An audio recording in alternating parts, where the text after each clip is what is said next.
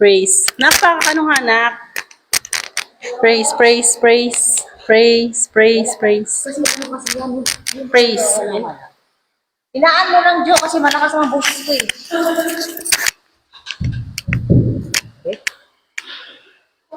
Welcome po sa gawain ng ating Panginoon. Bago po tayo mag-umpisa, may babasahin lang po ako ng salita ng Diyos sa awit 135 verse 1 to 3. Sabi ng Panginoon, purihin si Yahweh. Ngalan niya ay purihin noong kanyang mga lingkod. Nang lahat ng lingkod niyang sa templo ay pumapasok upang doon manambahan sa banal na bahay ng Diyos. Si Yahweh ay papurihan pagkat siya ay mabuti. Ang taglay niyang kabutihan ay marapat sa papuri. So alam natin na ang bahay-sambahan na ating pinasukan ay banal para sa Panginoon. At alam din natin na narito ang presensya ng ating Panginoon. Kahit iilan lang tayo, pero dahil naniniwala tayo na sinabi na kanyang salita, 2 o 3 na nagkatipon sa kanyang pangalan, narito talaga ang Panginoon. Sige po, tayo pong lahat ay tumayo at bago natin umpisahan ang pagpupuri, pangunahan po muna tayo sa panalangin ni Sister Michelle Recto.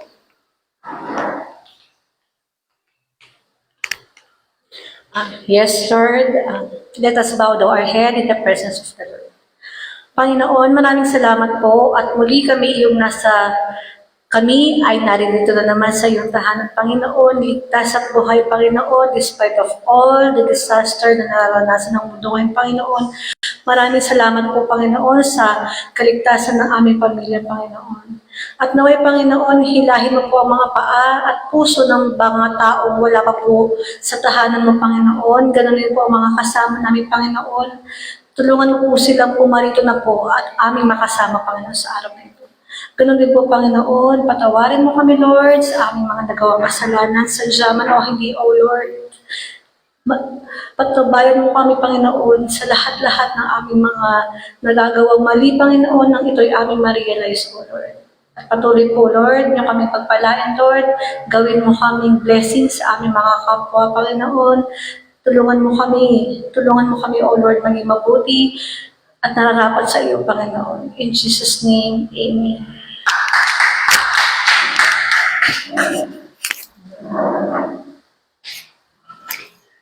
Sige po, tayo ay ngayon pumalakpak tayo dahil iilan po tayo dahil hindi naman tayo sa tao pumalakpak kundi sa Diyos na napakabuti sa ating buhay. Ngayon po awitan po natin yung kay buti, ang ating praising po is kay buti ng Diyos. Lahat po tayo umawit. Kay buti ng Diyos, kay buti ng Diyos sa akin. Kay buti ng Diyos, kay buti ng Diyos sa iyo. Kay buti ng Diyos, kay buti ng Diyos sa Kanya. Kay buti ng Diyos, kay buti ng Diyos sa atin.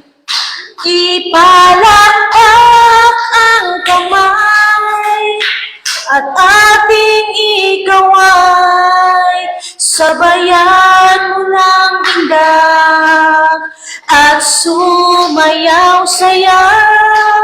Ipahayag mo, kapatid, na kay buti ng Diyos, kay buti ng Diyos sa atin.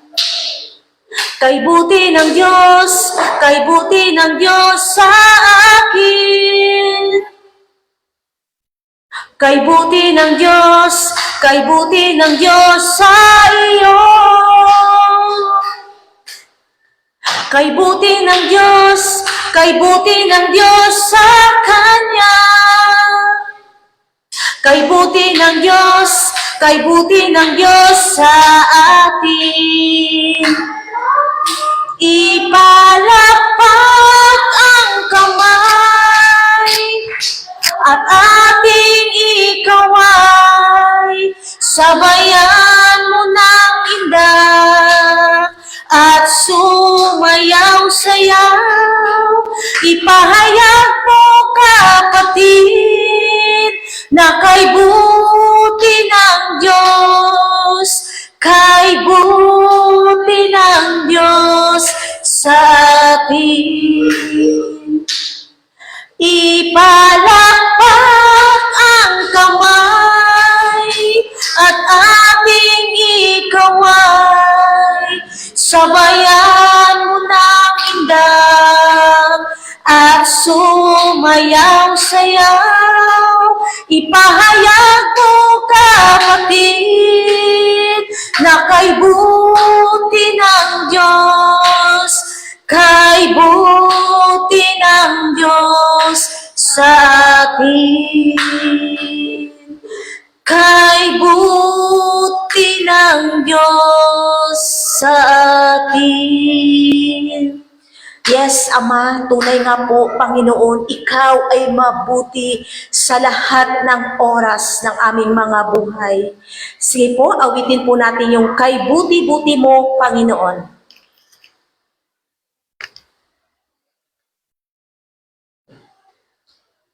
Kay buti-buti mo, Panginoon,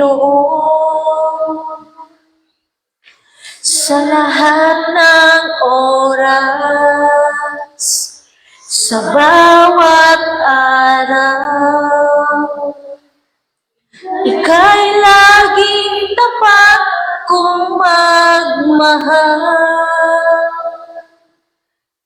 Ang iyong kaawa ay magpawalang hanggan. Kay buti-buti mo, Panginoon, sa lahat ng oras, sa bawat araw, Ika'y laging tapat kong magmahal. Ang iyong kaawa ay magpawalang hanggan. Pinupuri, sinasamba kita, dakilang Diyos at Panginoon. Tunay na Ika'y walang katulad, tunay na Ika'y di nagbabago. Mabuti ang Diyos na sa atin ay nagmamahal. Kay buti-buti mo, Panginoon, sa lahat ng oras, sa bawat araw, Ika'y laging tapat kong magmahal. Ang iyong kaawa ay magpawalang hanggan. Pinupuri, sinasamba kita, dakilang Diyos at Panginoon. Tunay na Ika'y walang katulad, tunay na Ika'y di nagbabago. Mabuti ang Diyos na sa atin ay nagmamahal. Pinupuri, sinasamba kita, dakilang Diyos at Panginoon. Tunay na Ika'y walang katulad, tunay na Ika'y di nagbabago. Mabuti ang Diyos na sa atin ay nagmamahal. Mabuti ang Diyos na sa atin ay nagmamahal. Mabuti ang Diyos na sa atin ay nagmamahal. Salamat, Ama. Lord, hindi pa sapat ang aming pag-awit sa iyong harapan sa tinapos mong gawa sa krus ng Calvary. Ang aming mga ginagawa, Lord, ay walang katumbas sa ginawa mo sa amin, sa pagpatawad mo sa amin, ang aming kaligtasan, O God. Maraming salamat, Lord. Ito'y hindi mawawala sa amin, Ama. Salamat, Lord God. Naway ang aming pagpupuri, pagsamba sa iyo, ay mabangong samyo sa iyong harapan. Salamat, Ama, sa buhay namin, sa bawat isa nga narito. Ikaw, Ama, ang maghari. Dahil ang gawain ito, Lord, ay gawain mo, Ama. Ang mga ministeryo, Lord, ay ikaw ang nanguna, O God. Kami ay ginagamit mo lamang para sa iyong kaluwalhatian. Maraming salamat po, Ama. Sa iyo namin binabalik ang lahat ng kapurihan, karangalan, kaluwalhatian sa tanging pangalan mo lamang, Jesus. Amen. Palakpak po para sa Panginoon. Ngayon po, darako na po tayo sa pagbibigay sa gawain ng ating Panginoon. Ang dadalhin na ating kapatid, si Sister Jessica Mendez.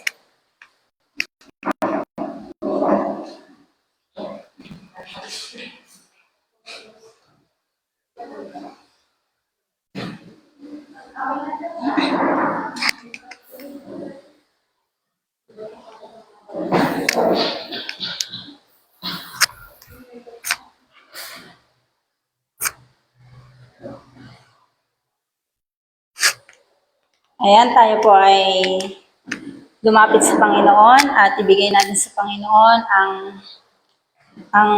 kanyang ang ikapu para sa kanyang gawain. Panginoon, maraming salamat sa hapong ito. Salamat, Panginoon, sa biyaya na patuloy niyo pong pinagkakaloob sa amin. Hindi lamang, Panginoon, sa salapi, kundi sa spiritual, Panginoon. Salamat sa kalakasan, kagalingan, Panginoon, na inyo pong pinagkaloob sa amin. Salamat, Panginoon, dahil hindi niyo po kami iniiwan, Panginoon, lalo na po sa tuwing kami po ay napanghihinaan ng loob, Panginoon. Patuloy po naming ibinabalik sa inyo, Panginoon, ang iyo pong kabutihan sa buhay namin. Kayo po ang patuloy na sumama sa aming pong gawain sa hapong ito, Panginoon. Salamat po sa inyo pong mataas na papuri sa pangalan ni Jesus. Amen.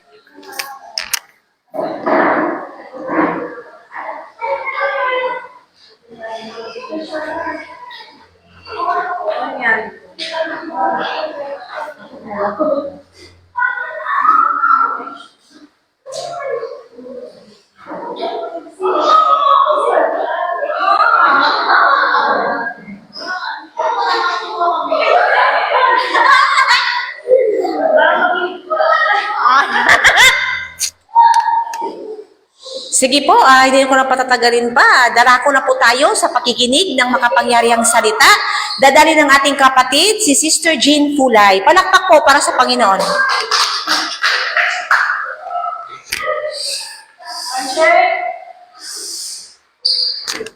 Praise God. Isang magandang hapon sa ating lahat. Sige, ang aking ituturo ay wait lang, kasi nahihilo ko. Ang title ng aking ituturo ngayon is God is faithful to His word. No? Ang ating teksto ay matatagpuan sa Isaiah chapter 8, verse 1 to 4. Isaiah chapter 8, verse 1 to 4. Sige, pwede pong magsalita na lang tayo ay kaso wala pala.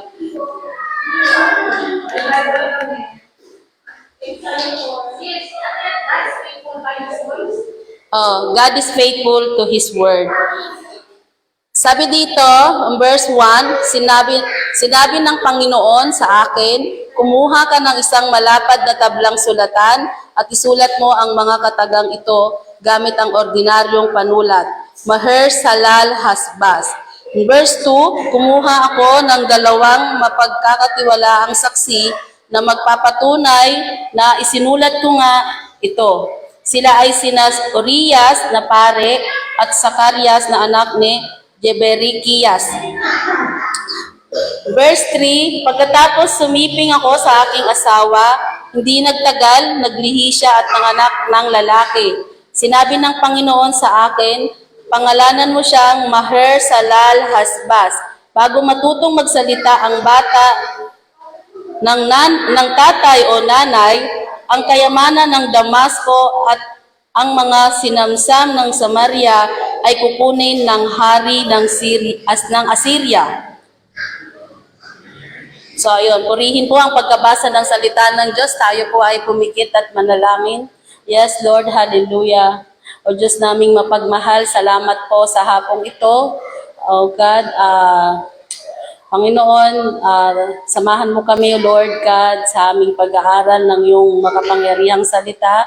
Ina-acknowledge po namin ang banal na Espiritu sa oras na ito, Lord God. Siya po ang kumilos sa aming kalagitnaan. Panginoon, itago mo po ako sa iyong kapangyarihan. Tanging kalooban mo lamang, Ama, ang lalabas sa aking mga labi, O Lord God. Maraming salamat, Ama. Ito po ang aking dalangin sa pangalan mo, Jesus. Amen. So, yon. Ang tema ng ating pag-aaralan ngayon, no? Ang title natin is God is faithful to His Word. Ang ating tema, ang Diyos ay tapat sa kanyang salita. Lahat ng kanyang ipinangako o babala ay tiyak na mangyayari, no? So, bago dumating ang isang bagyo, o bago pumasok ang isang bagyo sa atin, merong weather forecasting, di ba? Nagsasabi na kung kailan ito darating, kung gaano ito kalakas, di ba? Ganun din yung pagsabog ng bulkan, di ba? Sa una, naglalabas ito ng makapal na usok, hudyat na siya ay sasabog, no? Ganun din po ang mangyayari ay sa ating pag-aaral ngayon, dito po sa Isaiah chapter 8 verse 1 to 4, makikita natin ang mga babala na ibinigay ng Diyos. No? So, bibigyan ko po kayo ng background. Sa panahon po ni Haring Ahaz, takot ng Juda sa dalawang bansa. Ito yung Israel at saka Syria. No? So, itong dalawang bansang ito, gusto silang lusubin. Ito yung Juda. No? Ngunit sinabi ng Diyos sa pamamagitan ni Isaiah na huwag silang matakot dahil siya mismo ang kikilos. No? Bilang patunay, ipinanganak ang anak ni Isaiah na pinangalan ng Maher Shalal Hasbaz. No? Na ang ibig sabihin ay madali sa samsam, mabilis sa bihag, at palatandaan na malapit ng hatulan ng Diyos ang mga kaaway. So, ang Diyos po ay nagbigay ng palatandaan. No? So, ang unang puntos ko po dito, una, ang salita ng Diyos ay dapat pakinggan. Amen? Sabi po sa verse 1 and 2, verse 1 to 2, teka lang Sabi dito sa verse 1, sinabi ng Panginoon sa akin, kumuha ka ng isang malapad na tablang sulatan at isulat mo ang mga katagang ito gamit ang ordinaryong panulat. Maher Salal Hasbaz. Kumuha ko ng 2 mapagkakatiwalaang saksi na magpapatunay na isinulat ko nga ito. Sila ay sina Urias na pare at Sakarias na anak ni Jeberikiyas. Jerebikiyas. So, ang lesson dito, no? Ang unang hakbang ng ating pananampalataya ay pakikinig sa tinig ng Diyos.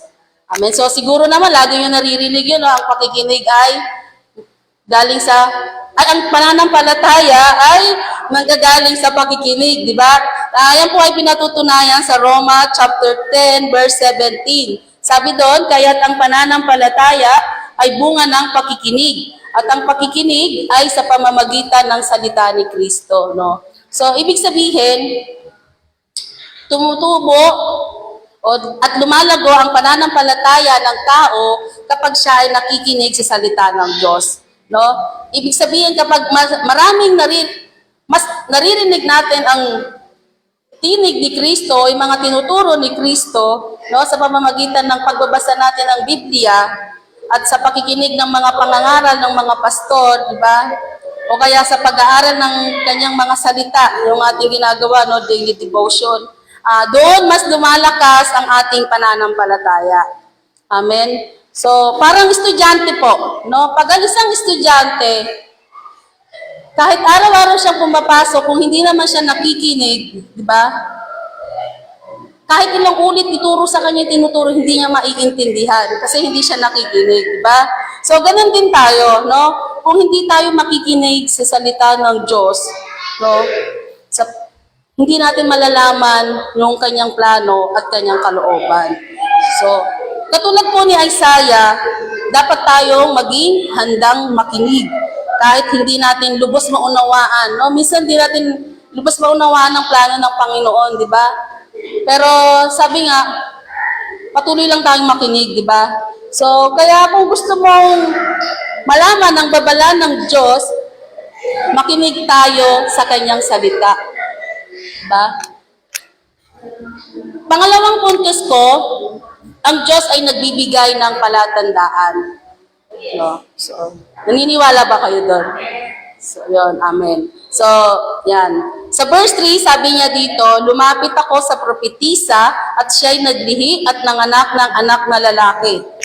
So, ang aral dito, minsan, ginagamit ng Diyos ang mga tao, no? O mga pangyayari sa ating buhay, di ba? At mga bagay sa ating paligid bilang palatandaan, di ba? Mga sign, no? Para malaman natin yung kalooban ng Panginoon, no? Halimbawa, kapag may sunod-sunod na pangyayari sa ating buhay, di ba? Minsan, iisipin mo na lang na coincidence ba, no? So, halimbawa, may matagal ka ng desisyon na pinapanalangin, no? At pinag-iisipan, no? Tapos bigla kang may maririnig na sermon, di ba? Sa araw-araw nating pagdadalo dito sa church, minsan, nabibigyan tayo ng kaliwanagan, di ba? Isa na yun yung sign na binibigay ng Lord sa atin. Isa yun sa kaparaanan na ginagamit ng Lord para sa atin na bigyan tayo ng babala o bigyan tayo ng kaliwanagan sa ating isipan. No? So, ayun, palatandaan yun ng Diyos para tayo ituro sa atin yung tamang landas. So, gaya po ng anak ni Isaiah, ginamit siya ng Panginoon, no? Bilang palatandaan para ipakita na siya ay kumikilos. Diba? Yun yung palatandaan na binigay niya kay Ahaz, yung anak ni Isaiah. Pero dahil dito, si Isaiah ay hindi siya nagtiwala sa Panginoon eh. Mas nagtiwala siya sa tao. Naghanap siya ng kaalyansa. No? So, yun. So, may mga pagkakataon sa buhay natin na nagkakaroon tayo ng warning sign. Diba? So, katulad sa ating sitwasyon, sa salita, sa mga naririnig natin salita, sa ibang tao, diba? At sa mga personal na pangyayari sa buhay natin. So, yun. So, halimbawa dito, kung yun nga, kung may paulit-ulit na problema sa atin, diba? Sa relasyon, diba? Sa trabaho, yun. Ito yung tanda o babala ng Diyos sa atin na kailangan nating magbago, di ba? Kailangan nating kumilos at kailangan nating magdesisyon ng ayon sa kalooban ng Diyos. Amen. So pangatlo, dito ako magtatapos, no?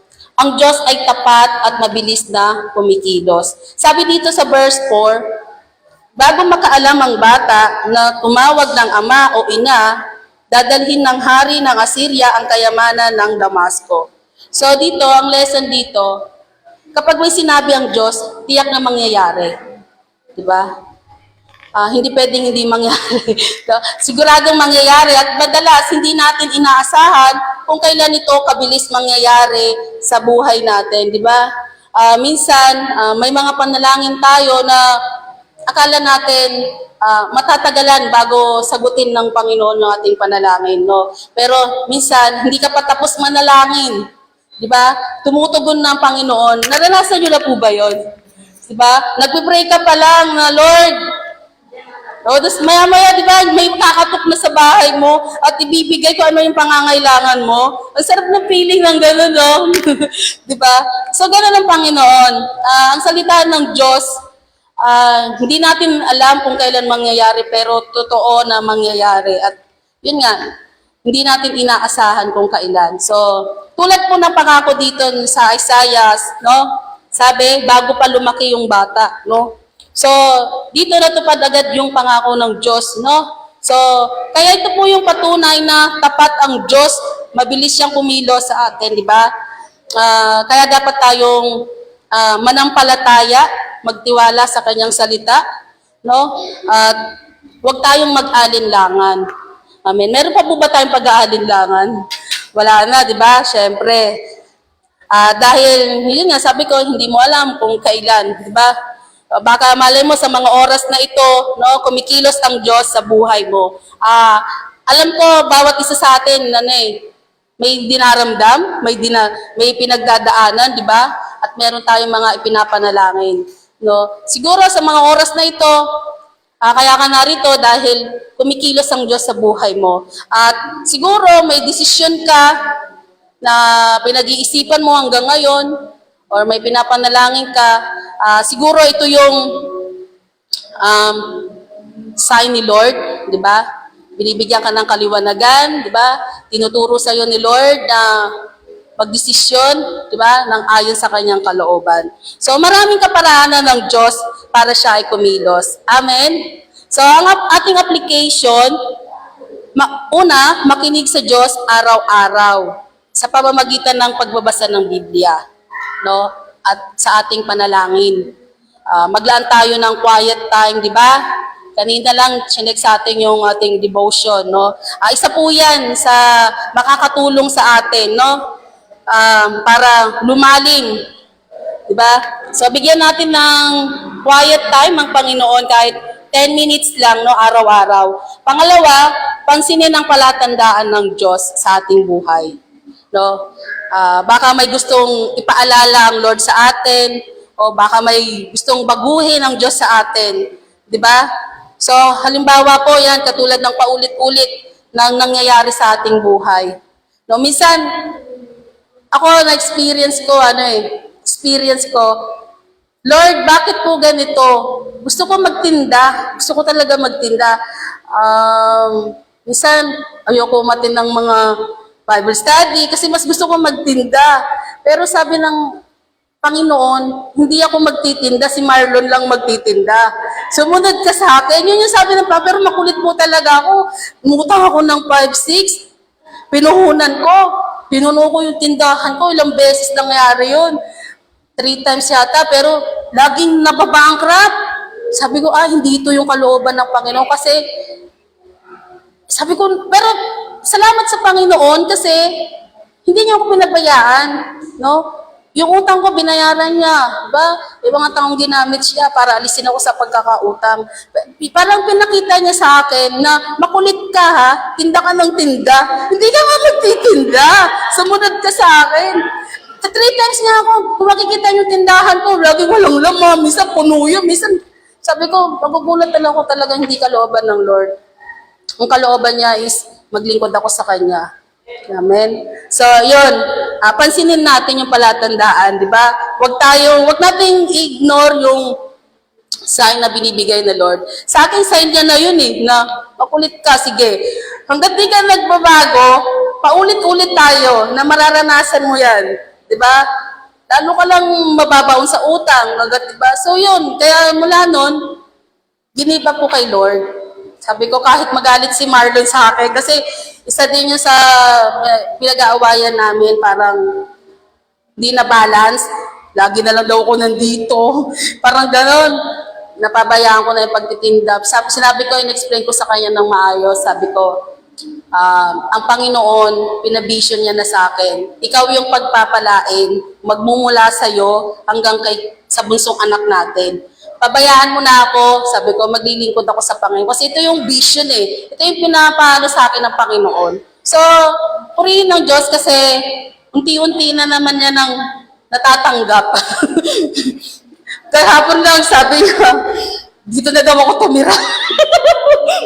Sabi ko, hindi ko na siya pinansin. Binabayaan ko siya. At pangatlo, magtiwala sa Kanya, no? Magtiwala tayo sa Kanyang tapat na panahon. No? Magtiwala tayo sa according to His perfect timing. No? Meron naman talagang pinagkaloob ang Lord sa atin ng tamang panahon. Maybe hindi pa ngayon, di ba? Lahat naman tayo gusto yumaman eh, di ba? Maginhawang buhay. Pero ang sabi nga ng Panginoon, di ba? Kung tayo ay susunod sa Kanya, ay pagkakaloob niya sa atin yung dinidesire ng puso natin, di ba? So, ganun. Halimbawa po, kapag may mga delay o problema, no? Alalahanin natin, no, ang Diyos na tapat, no? Kailanman hindi siya nahuhuli o nadidelay sa Kanyang pangako. Amen? So, ang ating pong conclusion, ang salita ng Diyos ay tiyak na mangyayari. At ang pananampalataya ay nasusubok sa ating pagsunod at pagtitiwala sa Kanya. Gaya ng ginagawa ni Isaiah. No? At ang ating declaration of faith, ang Diyos ang aking lakas, gabay, at tagapagligtas. So, ayan. Muli, magandang hapon. Purihin ng Diyos sa hapong ito. Sige po, tayo po ay pumikit at panalangin. Yes, Lord, hallelujah. Purihin ka, Ama, dakilain ka, O God. Panginoon, salamat po sa iyong kapangyarihan. Salamat po sa iyong salita na aming narinig sa hapong ito, O God. At Panginoon, dalangin po namin na maging aware kami, Panginoon, sa mga signs, sa mga palatandaan, sa mga warning mo, O Lord God.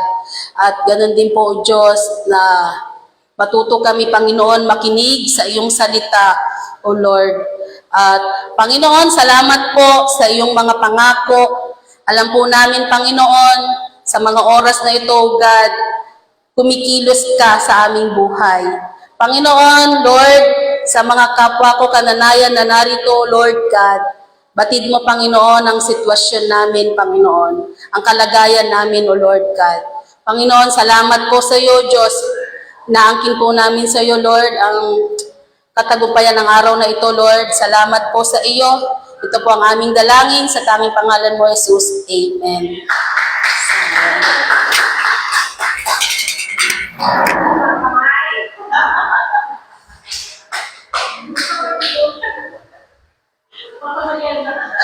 Wala ka dibo. Ay, sis. Wala ka devotion. Magmerinda ka sa susunod, ah. Saan? Maghigpit na tayo ngayon, ha? Joke lang. Sige, salamat po sa buhay ni Sister Jean Fulay.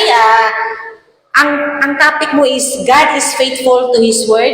Ngayon, sabi ni Pres, magbigay na ako ng reflection. Ang sa akin, kasi lahat naman siguro tayo, masasabi natin na God is faithful to His Word. Masasabi mo ba sa sarili mo nga, kapag yun siya sabi ni Sis Jane Fulay nga, mayroon tayong pinag-pray sa Panginoon na sa isip natin delay. Pero ang Panginoon hindi talaga delay. Kasi sinabi niya sa Isaiah 60:22, may perfect time talaga. Kaya ngayon ang reflection ko is, bawat isa sa atin, magbigay ng isang verse na ito ay nangyari na. Kasi lahat ng verse talaga sa Panginoon, totoo yun. Kasi sabi ng Panginoon sa John 1:1, siya ang salita. Siya mismo ang salita. Kaya, paano natin masasabi na ang salita ng Diyos is hindi talaga faithful ang Panginoon? Kasi ang Panginoon hindi talaga sinungaling. Sinabi niya sa Numbers 23 verse 19 na ang Diyos ay hindi sinungaling. Ano man ang kanyang sinasabi, ginagawa, at ano ang kanyang pinapangako, tinutupad ng Panginoon. Kaya lang man ang tao, yung nasasabi ni Pastor Josh yung linggo nga, una talaga ang utos bago ang pagpangako. Katulad yung sinabi ni Pastor George na Mateo 6:33, unahin ang kalooban ng Panginoon, saka na yung idaragdag. So, ibig sabihin, kapag masasabi natin na hindi pala yung totoo ang Diyos sa salita niya dahil kulang sa pagsunod. Mayroon din yan eh. Kaya nga minsan sabi ko, totoo, marami ng mga verses na sinasabi ko sa Panginoon na nangyari sa aking buhay. Kaya ngayon, konti lang man tayo, dito tayo sa harap, magbigay tayo ng isang verses na alalahanin natin na marami tayong verses, alam ko yan. Yung nangyari at naganap. Kasi sinabi sa Jeremiah 1:12, binabantayan ng Panginoon ang kanyang salita na ito'y mangyari at maganap sa atin. So, ibig sabihin, yung mga verses na sinasabi natin bawat prayer na ito ay mangyari. Isang verse lang at dito tayo tatayo sa harap. Ang mauuna is si Sister Evelyn. Di sa isip mo lang verse. Verse lang. Verse lang. Verse lang.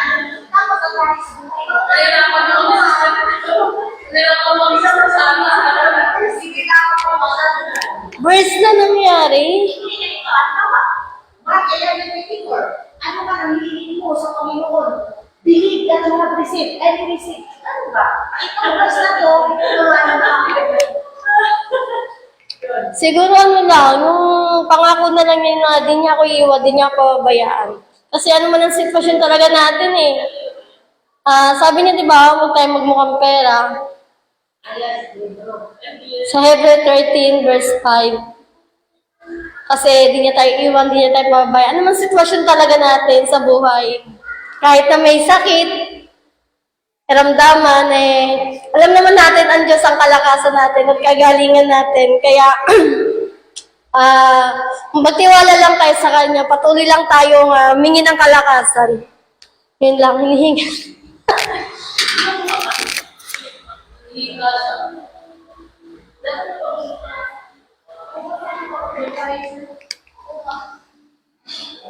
Sige po, yung verse ni Evelyn sa Hebrew 13 verse 5. Siguro yung verse niya nga, hindi tayo iiwan o pababayaan ng Panginoon. Lahat tayo ay nakaranas niyan. Hindi lang si Evelyn na hindi talaga tayo iniwan o pababayaan ng ating Panginoon.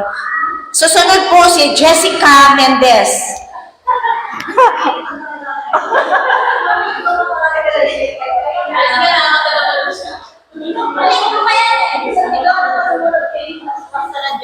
Ay, tayo daw. Ayan, sa akin, yung matatagpuan sa Awit 147 verse 3. Ang mga sirang puso ng mga tao ay kanyang gagamutin, at ang kanilang mga sugat ay kanyang lulunasan. Ayun. Para sa akin, eto, mula ng pagbabata ko, yun, kasi ako yung madamdamin.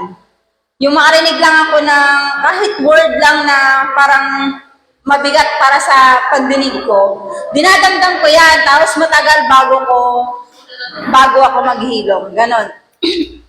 Tapos, ayun, yung mga karanasan ko, kagaya ng katulad ng sa lola ko, yung mga ganyan, kung paano ako itrato, tapos yung mga pambubuli sa akin. Dinadamdam ko yun hanggang sa paglaki na dala ko. Ay, hindi pala ako lumaki. Hanggang sa pagkaedad. Oh my God. Yun. Parang andun yung burden na, tapos yung mabilis akong, yung parang feeling ko na out of place ako sa isang grupo. Parang nagiging burden ko rin siya. Parang ang bigat sa feeling ko. Lumalayo ako. Na although welcome ka naman sa kanila, pero feeling mo parang hindi ka belong. Yung ang gulo, di ba? Pero parang ganun yung pakiramdam ko. Parang hindi ka, nila, ganun. Yun, self-pity. Yun. Pero, yun nga, sabi sa awit na 147 na pagagalingin yung sirang puso. Then, ayun, dumating din ako sa part na yung pagdating sa magulang ko, na yung iniwan nila ako ng yung iniwan kami hanggang sa yung naging sa ex ko, yung parang sunod-sunod, tapos parang feeling ko, ando na lahat sa akin, binagsak yung sinasabi nilang malas, Pero the word na hindi naman. Pero yun yung pala yung yung sa akin na pinagaling ka ng Panginoon yun, sa awit 147. Yun na may plano ka pala sa buhay ko na sa mga past na mga pinagdaanan ko, gagamitin mo pala yun para maging pangalan ito? Basta yun. Yung maging ko siya, yung maaalala ko siya, hindi para maging burden ulit, kundi maging kalakasan ko na, blessing pala tong lahat ng pinagdaanan ko. Hindi pala to para malugmok ako, hindi pala to para yung tapusin ko yung buhay ko, kundi para gamitin ko pala to kasi, pala to, para kung paano ako lalapit sa Panginoon. Yung pala yung purpose mo. Kaya pinagaling mo yung puso ko, natuto ako magpakumbaba, natuto rin ako kung paano magpasensya kasi mabilis sa ulo ko. Yung naging weak ko sa sarili ko, yun. Natuto ako kung paano magpatawad, yun. Tapos kung paano rin magmahal. Kasi dati hindi ko alam, sabi ko, paano kaya yung magmahal? Kasi hindi ko alam kung paano magmahal. Even sa pamilya ko, hindi lang yung dahil sa magmahal na sa jowa, kundi sa paligid ba? Yung parang kung paano mo napapakita yung care mo sa ibang tao, yung tipong pag magbibigay ka, yung lalagpas ka, tapos babalik ka ulit. Yung parang, kahit wala lang kita, yung parang biglaan na lang bumabalik, ka sa wag mo, magagalap ka na kung anong meron ka, tapos iaabot mo. Parang, yun yung parang pinapakita ng Panginoon na, eto ka, ipakita mo kung paano, kung mahal mo sila, oo nga, mahal mo sila, pero hindi mo alam kung paano ipakita. Eto, ganito gawin mo. Yun yung verse na binigay sa akin ng Panginoon.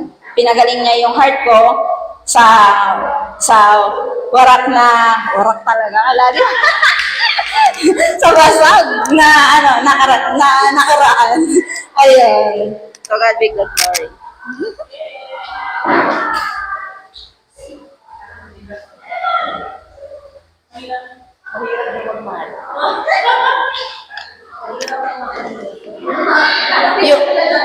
Yung sinasabi ni Jessica na paano magmahal, mahirap magmahal.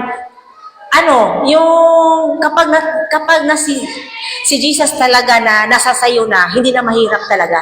Kasi halimbawa yan, yung wala naman talaga akong kaaway, wala akong isa lang talaga ang ko, hindi ako matanggap ng biyanan ko. Noon, makita ko lang yan, sabi ko, dito na naman. Pero yung Lord, bitaw, pag ipaubaya mo sa Panginoon, makita mo man siya o hindi, panatag ang kaisipan mo. Pangit talaga yung bitaw, hindi mo talaga, gabi, hindi yan sa sarili mo, sa Panginoon talaga yan. Kasi mahirap mahalin talaga ang kaaway, lalo na wala kang kasalanang ginawa. Grabe, babalik at babalik yan. Babalik talaga yan. Totoo yung sinasabi na ang old nature natin, nakatago lang yan. Pero kapag lagi kang palingon-lingon, maalala mo talaga yan. Kaya kailangan lubos talagang magpatawad, sarap magmahal. At saka ngayon, inaano ka talaga ng Panginoon kasi marami nang tulad sa tinuro ni Sis G na makinig tayo sa paalala, mga palatandaan. Hindi natin pwede na ang mga salita ng Diyos, baliwalain natin kasi hindi talaga natin alam sa natin sitwasyon ngayon. Kaya nga sa buong pamilya, lagi na akong nagwa-warning sa kanila. Paano na yan? Pag rapture na, bahala kayo. Sasama ako, gaganyan ako. Kasi inaaral ko yung mga anak ko nga, pag tuwing pagagising nyo ng umaga, hindi cellphone. Prayer. Pasalamat kayo dahil iningatan tayo sa pagtulog. Hindi yung cellphone kasi ang cellphone, mga bagay lang yan.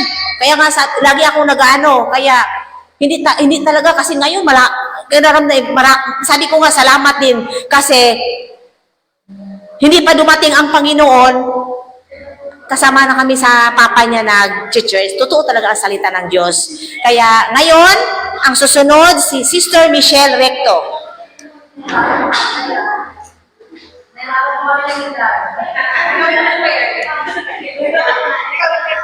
Ay, wala. Kaya nga Baka nawala to, wait lang. Bali yung lakas. Ano ba to? Bali sa akin, ano? Ang lakas naman ni Ren. May bali sa akin yung ano na lang. Yung favorite, ano ko to, verse talaga. Huwag na nga itong gulo. Yung ano, yung 2 Corinto 5 verse 17. Sino man na Kristo ay bago ng ilala, wala na ang luma niyang pagkatao, binago na siya. Diba? Kasi ganun tayo eh. Hindi naman natin maiiwasan yung nakaraan. Kasi nandun na yun eh. Yung simula pagkabata natin, nakadisnan na natin yun. Mabuhay tayo kung ano tayo ngayon, kung nasaan tayo, at kung ano yung pagkakaintindi natin. Kasi naunawaan na natin yung mga bagay-bagay. Hindi gaya noon. Hindi pa tayo lubos na nakakakilala kay Lord. Kaya, yun ang itanim natin sa isip natin. Ngayon, nandito na tayo sa church, naglilingkod na tayo kay Lord, sumasampalataya, naniniwala. Kaya panghawakan natin na, eto na tayo, bago na tayo, hindi na tayo yung ganun. Hindi na tayo yung may bisyo, hindi tayo nakasalanan. Oo, pagkwas na nagkakasala tayo kasi we're still in the world na punong-puno ng kasalanan. Pero like ko ang sinasabi, pwede tayong makisama, wag lang tayong makisama. Diba? Kasi kung hindi naman tayo makisama sa mga tao na nakapaligid sa atin, sabihan tayong baliw. Sabihin tayong OA naman nito, porket nasa simbahan. Diba? Sarap sabihin, pakinyo. At least pag nag-rapture kami, andun na, kayo, bahala kayo dyan.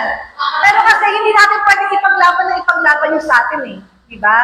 Kung sabi nga ng mga nakaraang katuruan yung ating kaligtasan individually. Hindi naman sabi natin, ligtas ka, buong pamilya mo na yun, kahit nagkakasala sila. So, we live in the brighter world, living, kumbaga, walking in the path through Lord individually. Kaya tayo, bilang nakakakilala na mananampalataya, yun ang kailangan din natin ipamulat sa mga kasama natin, sa mga anak natin, sa mga kaibigan, kumbaga. Kaya sana, tayo naman na nandito na, hindi pa rin natin basta mapanghawakan. Minsan kasi nagkatitisod pa rin tayo. Kaya andun pa rin tayo sa punto na kapag natitisod, pwede naman tumayo, pwede naman humingi ng tawad. Kumbaga, at least, nandito tayo, bago na tayo nilala, wala rin luman natin pagkatao.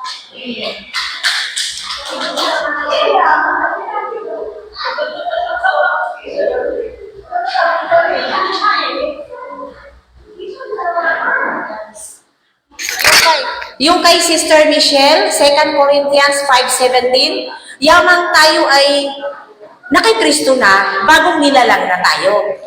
So, ibig sabihin, yung luma talaga, hindi talaga pwedeng ipakita yan. Kasi tayo ang walking Bible eh. Kailangan, ako sa totoo lang sa bahay, lagi kong ang kapitbahay. Sabi ng mga anak ko, ma'am, lakas ang busis mo, ma'am. Ingkuna, kung sanay na kayo, kasi ganito kasi mga Bisaya, hindi malumanay.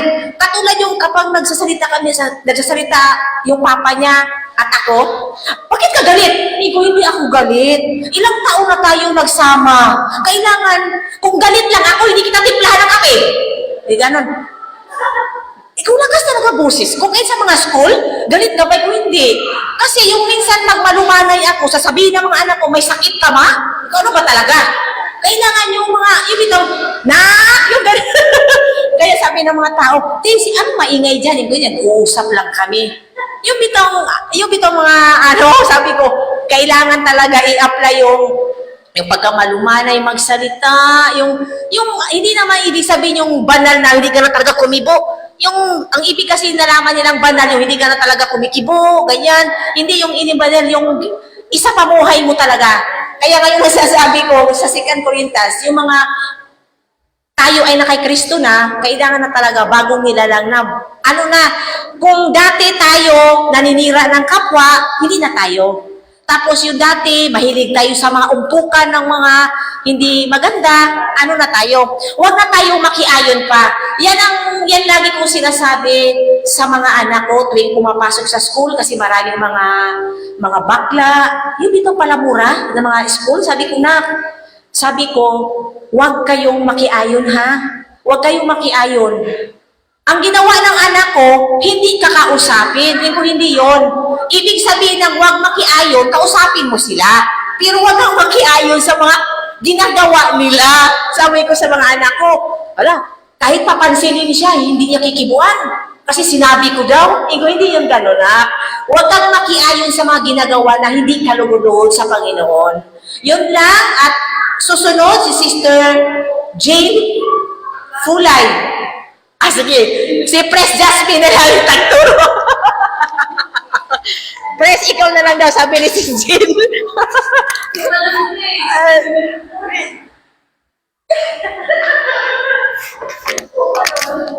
Praise God. Sabi po ni Sister Jane dito kanina, ang title po ng turo niya, Tapat ang Diyos sa kanyang salita. Diba? Totoo po yun. No? At talagang nararanasan po natin yan araw-araw. Yung sa akin po ito. Awit chapter 23, verse 1 to 6. Si Yahweh ang aking pastol, hindi ako magkukulang. Ayun, hanggang 1 to 6. So, talagang talagang ang Diyos po talaga ay buhay. Kasi siya po ang ating pastol. Hindi niya po pinapabayaan na tayo po ay magkulang, no? Kapag nakikita po ni Lord yung wallet ko, nauubos na yung laman, wow, nilalagyan niya kaagad ng nire-refill niya. Nire-refill niya. No, kaya talagang tunay na buhay ang Diyos. Ayan, kahit po yung sahod ng asawa ko ay puro cut-off. Kasi puro cut-off kasi dahil nga paiba-iba ng trabaho eh. Kaya puro cut-off. Kaya maghihintay na naman, pero mabuti ang Diyos dahil hindi pa rin talaga siya nagkukulang. No? Kaya talagang, ang Diyos talaga ay tapat sa kanyang salita. No? Si Yahweh ang aking pastol, hindi ako magkukulang. Ayun.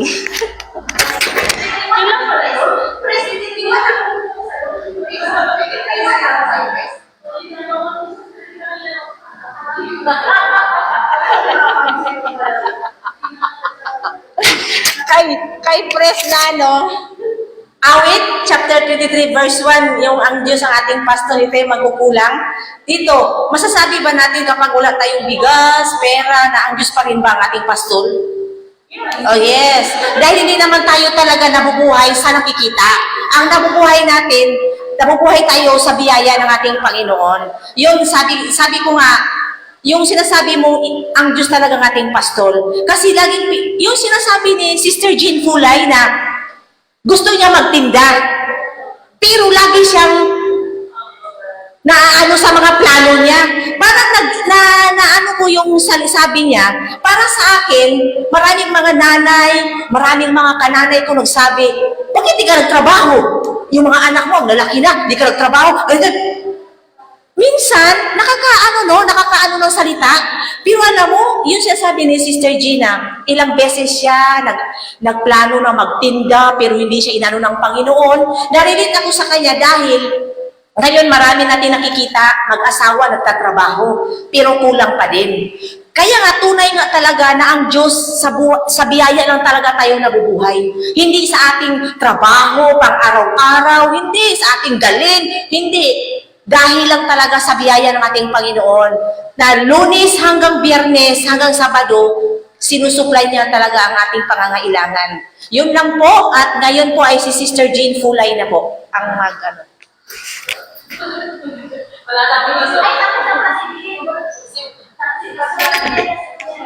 Ayan, sa akin, yung Kawikaan 12:25. Nagpapahina sa loob ng isang tao ang kabalisahan, ngunit ang magandang balita ay may dulot na kasiglahan. So, ang pag-aalala po ay pabigat sa ating puso, no? Pero ang salita ng Diyos ay nagbibigay pag-asa sa atin. So, nakaraan, nung Tuesday, hindi maganda yung pakiramdam ko. Parang nanghihina, nahihilo nga. Yun nga yung kinikwento ko. Sabi ko, Lord, hindi baling wala na po akong pera, wag lang akong may sakit. Sabi ng anak ko, Ma, nanghihina ka. Sabi niya, ba't ka panghihinaan? Nangangaral ka ng salita ng Diyos, tapos panghihinaan ka. Yung anak kong babae. Sabi niya, parang naano ako sa kanya. O ano? Sabi ko, dapat panghawakan mo yung pangako ng Panginoon. Sabi ko, tapos pagkatapos nun, makit ako, nagrepent ako. Sabi ko, Lord, patawad kasi totoo yung sabi ng anak ko eh. Bakit ako manghihina, di ba? nireview ako ng anak ko na nangangaral ka tapos sabi niya gano'n. Sabi ko, patawad Panginoon, sabi ko. Tapos, ikaw yung aking manggagamot. Sabi ko, pinanghawakan ko yung pangako ng Panginoon. Kaya, ayun. So, wag nating bigyang pansin ng mga alalahanin. No? Tumuon tayo sa salita ng Diyos na magpapalakas sa atin. So, yun lang.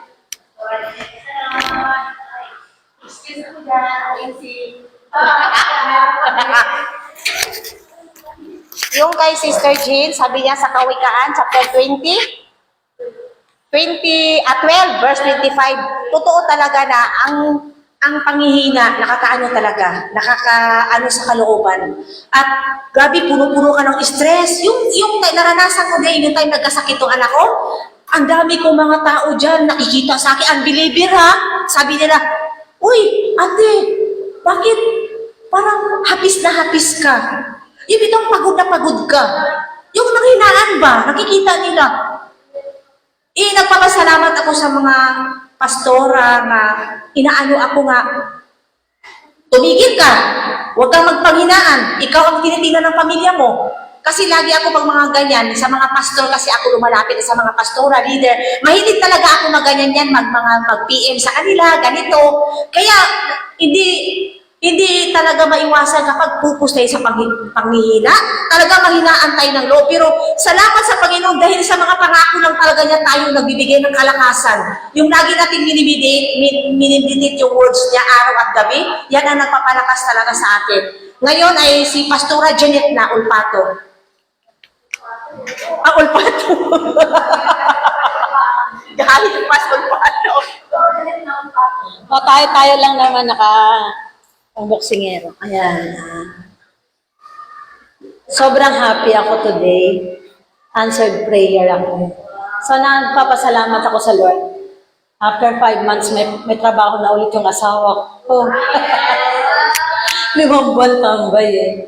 Napakabuti ng Lord. Sabi ko, Lord, sa bagay, sinabi ko naman kay God, masaya ako kasi kapag wala siyang trabaho, kasama ko sa church every Sunday. Pag may trabaho, nabibisi sa trabaho, kahit linggo pumapasok eh. Kasi nga, siya po yung timekeeper. So kapag may tao, di pwedeng wala siya. Siya kasi yung mag-record ng mga oras ng pasok. So, salamat sa Lord. Sa edad niyang 59, at saka ganda yung trabaho niya, nasa loob kasi siya ng mall. So dito siya ngayon medyo malapit-lapit. Mag-uuwian siya. Wow, kanina, kasi kahapon wala siya, hindi siya umuwi kagabi. Sabi niya, pupunta ako sa pamangking ko. Hindi ako papayag na magpapasko, wala akong trabaho. So, salamat sa Lord, yun lang. Yung verse ko is one of my favorite. Marcos 11:24. Whatever you ask in prayer, believe that you have received it, then it will be yours. Ano mang hingin natin sa panalangin, manampalataya tayo na ito ay ating matanggap na. At ito nga ay matatanggap natin. Pagkatapos natin itaas sa ating Panginoon ang ating mga prayer, araw-araw na lang natin yung pasalamatan kahit wala pa sa atin. Amen ba doon? Kasi ang sabi ng Panginoon sa John 11 verse 40 kay Martha, di ba si Lazarus na 4 na araw nang patay? Ang nag-aalinlangan si Martha kasi mabaho na. Sabi ng Panginoon sa kanya, Martha, Martha. Kasi nababagabag yung kapatid sila. Did I not tell you that if you believe, you will see the glory of God? So, kailangan mo lang talagang maniwala bago mo maranasan yung kapangyarihan at kaluwalhatian ng Diyos. Amen? Kaya everyday, mga kapatid, eto sikretong malupit ko. Pag itinaas na natin sa Lord yung ating mga prayer request, pasalamatan na natin yan everyday. Kahit wala pa. Lord, salamat sa magandang bahay. Lord, salamat makakatapos ang mga anak ko sa pag-aaral. Salamat, Lord, provided na yung araw-araw namin. Wala pa sa kamay mo, pinaniniwalaan mo na at pinasasalamatan mo na. Maaming si God, di ba? Kasi ikaw nga pag pinasalamatan mo, isang tao na hindi pa binibigay yung pabor na iniingi mo, na hindi ka makakatanggis. Ang ano naman nito, di ba? Kasi thanksgiving is the manifestation of our faith. Amen? Wala pa sa kamay mo, pinasalamatan mo na, that is faith. So, palakpakan natin si Lord. Kaya, sobrang, to God be all the glory. Thank you, Lord. Good po. Praise God. Glory to God.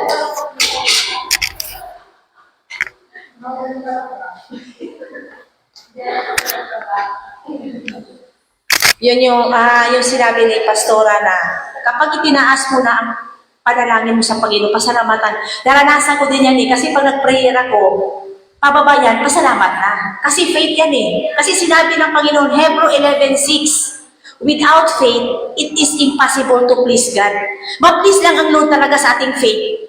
Kapag lalo na yung faith natin, napakalaki na, diyan siya ma-amaze Yung faith na, kapag, yung tinuro ni Pastor George na, hindi, lagi talaga yan inaano sa isipan ko yung sinasabi na may, siya nga, yung sinabi ni Pastor yung preaching matagal na nga, kung ano ang pinaniniwalaan mo, yan ang mangyayari. Yan ang lagi ko sa isip ko inaano ko ganda to Lagi ko inaano sa utak ko, Lord, kung anong pinamaniwalaan ko mangyayari talaga. Kasi, yung imposible para sa'yo, na ang mga anak mo, 3, isa lang naghahanap buhay, pero kapag itinaas mo lang ngayon na maliit pang anak mo, magugulat ka na lang na maraming taong gagamitin ang Lord. Kasi ang prayer ko talaga kay Lord, mas maganda yung mag-pray ka katulad kay Ana, na taimtim siyang nanalangin, bagkus kahit baog siya pero nakita ng Panginoon na grabe sa aping-api, pero inano siya ng Panginoon. Pero sa ating side, hindi naman tayo katulad kay Ana na baog. May mga anak tayo, pero may mga panalangin tayo na ngayon, pag tinataas yan, ang Panginoon talaga ay gumagawa. Kahit hindi natin siya nakikita, gumagawa talaga siya. At yun ang sinasabi ni Pastora Janet, wala pa, pasalamatan mo na. Ako, inano ko yung mga anak ko, tuwing umaga, dideclare ko yan. Ingko na, makatapos kayo sa pag-aaral nyo. Huwag kayong tumingin sa kakayanan ng papa mo. Ang papa mo 50 years old na yan. At saka yung trabaho nga hindi welder yan Tapos mainit. Kaya nga sinasabi ko, huwag kang tumingin kung anong nakikita ngayon sa ating mga paningin. Kasi sinabi sa Hebrew 11:1, ang faith, substance for, hope for, sa hindi natin nakikita. Kasi hindi natin pwede inaasahan yung nakikita na. Ang dapat natin asahan yung hindi pa natin nakikita. Kaya sabi ko, Lord, salamat, napaka-ano talaga ang salita ng Diyos. Yung bitaw, makapangyarihan ang salita ng Diyos talaga, mangyayari talaga sa ating buhay yan kapag ating pinaniniwalaan. Yun lang, salamat sa mga reflection ng bawat isa. At ngayon po, darako po muna tayo sa benediction na po, announcement muna. Sa susunod po is October 23. Regular program po rin po tayo. Ang MC po natin, si Pres Jasmine Zuniga. Ang ating opening prayer, si Evelyn Faingason. At ating Word of God, ako pala. Ako pala yung mag-word. Kasi si Jessica katapusan pa Tapos, ang ating offeratory, si Jessica Mendez. Ang ating benediction, susunod, si Pastora Janet Olfato. Wala na ngayon si Pastora Jennifer. Siya pa rin ang i-benediction ngayon. Benediction ka na, Pas. Kasi wala si Pastora Jennifer Okay lang po, that's press. At saka, paalala mga anak Ayan, mga anak. Hindi tayo nakadesenyo para magmakaawa. Pag anak ka ng Diyos, hindi mo kailangang mag-beg, hindi mo kailangang magmakaawa kay Lord kasi binigay niya na lang. Amen? Kaya lagi na lang natin pasalamatan kasi lahat ng bagay binigay na ni Lord. Tapos, stand na tayo. Hallelujah. Praise the Lord. Palakpakan natin ang napakabuti nating Diyos. Thank you, Lord. Praise God. Salamat sa mga yamang salita ng Diyos. Salamat sa kanyang mga pangako. Purihin ng Diyos, tayong lahat ay manalangin. Thank you, Lord God. Salamat sa buhay ng mga anak mo ito na patuloy mong pinalalakas, pinatatatag sa kanilang mga pananampalataya. Sinabi mo, Lord, ang aming pananampalataya kasi hindi man ang buti lang mustasa, kaya nito, Panginoon, makapagpalipat ng bundok, Panginoon. Bundok ng problema, bundok ng sakit, ano man yan sa pangalan ng Jesus. Thank you, Lord. Ang maliit na ito na pananampalataya na walang halong pag-aalinlangan, kundi purong-purong pananampalataya na nagmumula sa iyo. Maraming salamat at pinagkakatiwala ko po sa iyo, Panginoong muli. Hallelujah, ang gawain ito. Salamat sa lahat ng dumalo sa hapong ito. Salamat po sa buhay ng mga kababaihang ito na patuloy na gumagawa at ginaganap ang iyong pong kalooban. Sa aming mahal na Presidente, Jasmine Zuniga, thank you Lord God sa kanyang buhay at patuloy namin idinideklara na ang gawain ito, Panginoon, ay patuloy mong patatatagin, palalaguin, palalawakin pa, O Diyos. Hallelujah, ang ministering ito, God, at marami pa kaming madadalang kaluluwa sa iyong paanan. Salamat po at mamaya po sa amin pong paghayo, ikaw pa rin po, Panginoon, ang aming itataas at pararangalan sa amin pong mga buhay. Pinagkakatiwala po namin sa iyo, Ama. Hallelujah, ang gawain na mararatnan namin ang aming pupuntahang mga tahanan, Panginoon, na excited na makinig sa mensahe mo. Salamat po. Ang katagumpayan po at ang papuri ay sa iyo lamang namin, Panginoon, iniaalay, lahat ng luwalhati, at ang lahat, Panginoon, ng pasasalamat. Ito pang aming sama-samang dalangin sa pangalan ni Jesus. Amen. Amen. Praise God.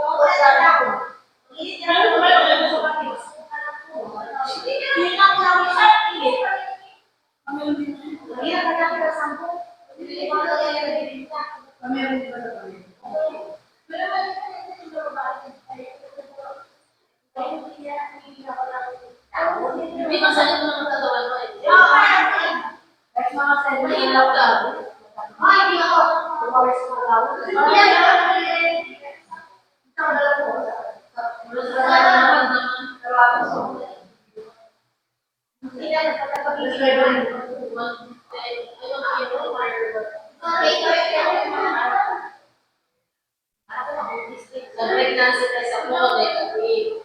Nagpabiki ako. Okay naman. Nagpasalamin ako, parang hindi ko rin nawala. Ano ka? Wala. Baka kasamahan niya ito balik ako. Kaya sabi niya, kaya siya nalito na niya ako kasi na-stress ako sa Lord. Bali nang wala akong pera, kasi wala akong tama. Tapos, sabi ko naman ako, nangihiga ako. Nangangalan ng salita na, nangihiga. Kaya baka nalipip niya ako na eh.